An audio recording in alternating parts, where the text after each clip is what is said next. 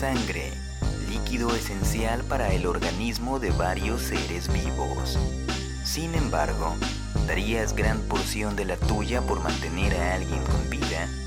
¿La utilizarías como moneda de cambio? En la antigüedad, varias religiones la usaban para distintos ritos. Entonces, ¿cuál es el misterio detrás de la importancia de la sangre? Esa respuesta se encuentra más allá de nuestra comprensión, o tal vez solo en el despertar de la noche.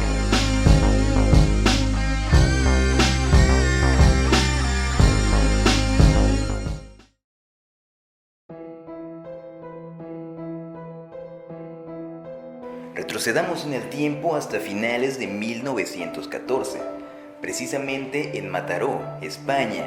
Las secuelas de la Guerra Civil Española se hicieron muy presentes en la población. Muchos tuvieron que buscar cómo ganarse la vida de manera honrada, haciendo diversas labores cotidianas en distintas partes. Es aquí donde nos centraremos en la protagonista de la historia de hoy, Francisca del Mar Guirao, una mujer que en aquel entonces contaba con alrededor de 18 años cuando culminó el conflicto bélico del viejo continente. En busca de una oportunidad laboral, ella se comunicó con amigas suyas, quienes solían trabajar como empleadas domésticas, y para su buena suerte, estas corroboraron en que sí había una vacante. Más temprano que tarde, Francisca empacó sus cosas para trasladarse a la casa donde se buscaba servidumbre. Sus amigas la llevaron y después de un pequeño trayecto, llegaron a la dirección pertinente. Después de un pequeño proceso de entrevista, la señorita del Mar Guirao fue aceptada en la casa, y al caer la noche, le fue designado el sótano como su dormitorio, lugar donde hace poco tiempo había fallecido un familiar de aquellas personas. Pero esto no influyó en la percepción que tuvo la señorita con la familia, ni mucho menos nada extraño aconteció. Los días pasaron y la familia veía a Francisca como si fuese una más de ellos. El trato que recibía por parte de sus empleadores era de ensueño, o al menos eso parecía. La familia contaba con 3 hijas y un hijo. Este último parecía tener la misma edad que la señorita del Mar Guirao, pero había algo extraño en este joven. Era alto, además de ser extremadamente delgado, era de tez muy blanca, muy pálido, y en parte como si fuese a romperse con cualquier leve golpe. Luego de estar algunos meses haciendo su trabajo, no pasó nada fuera de lo normal. Simplemente le habían dicho que el hijo estaba enfermo. Sus patrones la seguían tratando como el primer día. Sin embargo, algunas cosas cambiarían cuando trasladaron su dormitorio a uno de los cuartos de arriba, precisamente un cuarto aledaño al muchacho enfermo. Es al poco tiempo cuando se entera sobre la enfermedad que mermaba la vida del joven, tuberculosis, pero no fue revelado por sus patrones, sino por personas que los conocían, y además de que ella misma fue sacando sus propias conclusiones. Así que ella continuó haciendo sus labores dentro de la casa, pero con extremo cuidado, pues como todos sabemos, la tuberculosis puede ser contagiada como si fuese gripe, con una simple tos o estornudo. Pero como en aquellos tiempos se desconocían las verdaderas fuentes de contagio sobre esta enfermedad, los habitantes tendían a marginar a los portadores y ser extremadamente cuidadosos.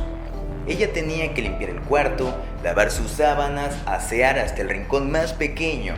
En otras palabras, tenía que manipular muchas de las pertenencias del joven.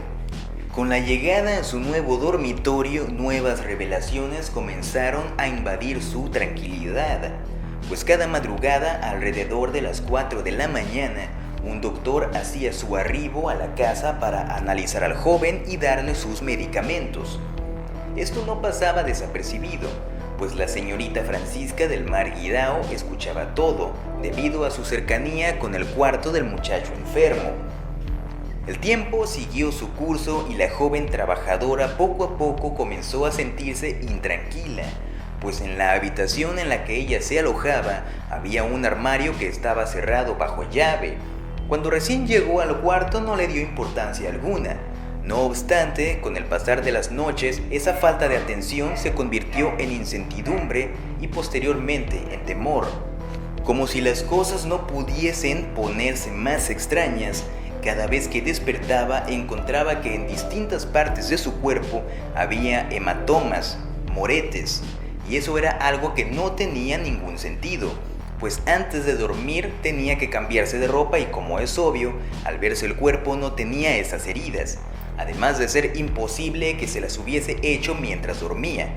Así que pensó en lo peor: alguien o algo se las provocaba mientras ella estaba profundamente dormida. El miedo comenzó a recorrer cada milímetro de su cuerpo e imaginaba lo que podría pasar después. Así que durante cada noche en la puerta colocaba una silla en el pomo para que quien intentara entrar le costara trabajo y además provocar algo de ruido para despertarla mientras dormía. Un día, al despertar, Francisca se encontraba físicamente mal y avisó a la patrona. Esta última fue muy comprensiva y buena con ella, así que le dijo que durmiera y descansara para así recuperarse un poco. Ante tales palabras del Marguirao, confió en la mujer y se recostó nuevamente para conciliar el sueño. Sin embargo, después de su siesta y abrir sus ojos, notó algo extraño en la ropa que llevaba puesta, pues habían unas pequeñas gotas de sangre.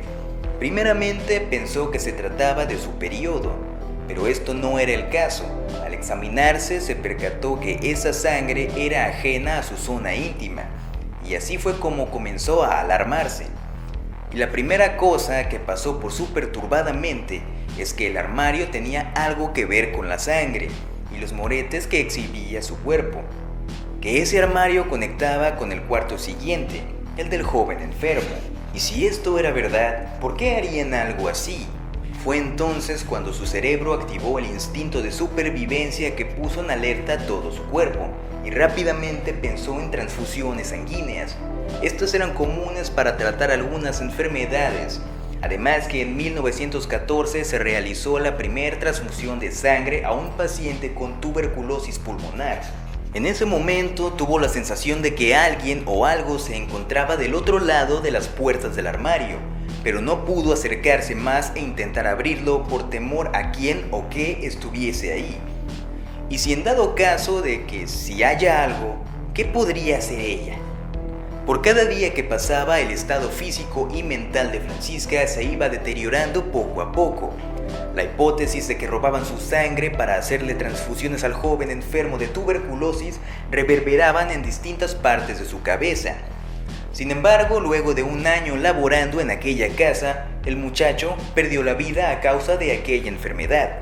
Así que la señorita le contó a sus amigas, quienes la habían llevado a esa casa, lo que le había sucedido. Y estas, al haber escuchado hasta la más mínima palabra, la acompañaron por sus cosas y la sacaron de ahí en cuanto antes. Una vez de que todo esto pasó, del Marguirao llamó a su madre para que la recogiera y la llevara a casa. Una vez ahí, de igual manera le reveló a su madre todo lo que había pasado en aquella casa.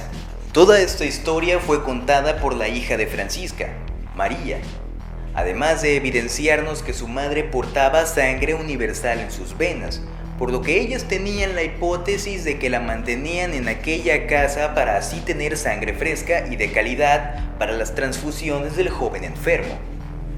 Al día de hoy, todo eso ha quedado en el pasado, pero sin duda alguna será una experiencia que se quedará grabada en lo más profundo de su ser.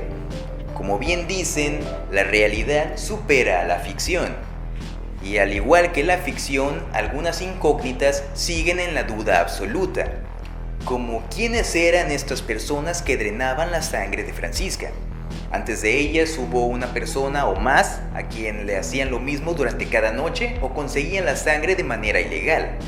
Le hacían ingerir algo a Francisca para que no despertara durante toda la noche cuando le robaban la sangre. A veces es mejor que algunas respuestas sigan ocultas en lo más profundo del misterio. Esto fue El Despertar de la Noche. Mi nombre es Hernán Sánchez. Hasta la próxima.